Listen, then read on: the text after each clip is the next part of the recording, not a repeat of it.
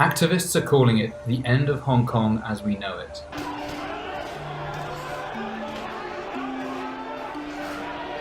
China has passed a new national security law that defines and bans subversion, terrorism, succession, and foreign collusion.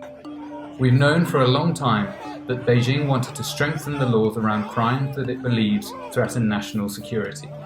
Protests prevented a similar law being passed by Hong Kong's own government in 2003.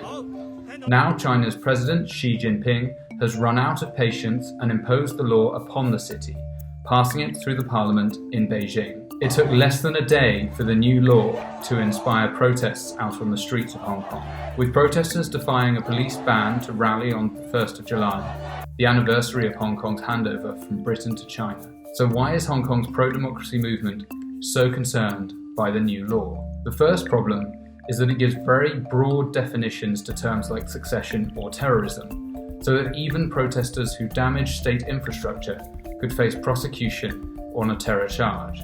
The law also allows China to set up a national security bureau in Hong Kong for the first time, with officers who will be above the city's jurisdiction.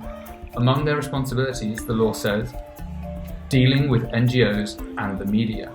The territorial scope of the law is also sweeping, and there are concerns that members of Hong Kong's diaspora who have made comments about democracy in the city could be prosecuted under the new laws if they ever want to visit or return for good.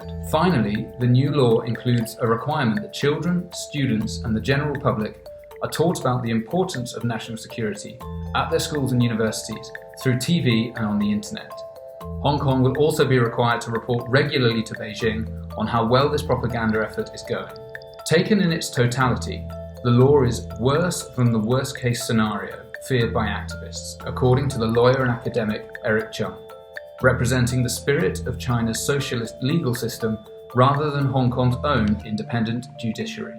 Britain has protested the law in strong terms, saying it represents a clear and serious violation of the Hong Kong handover agreement signed in the 80s by Margaret Thatcher.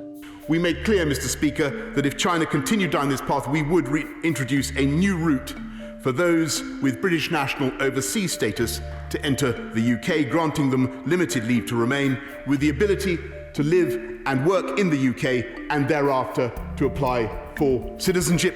And that is precisely what we will do now. And the US has said it's working towards ending Hong Kong's special trading status, saying this was only ever conditional on the city keeping its autonomy. China has insisted that other countries critical of the law are interfering in its internal affairs. But for Hong Kong's pro-democracy movement, pressure exerted by the international community may be their last hope of holding Beijing to account.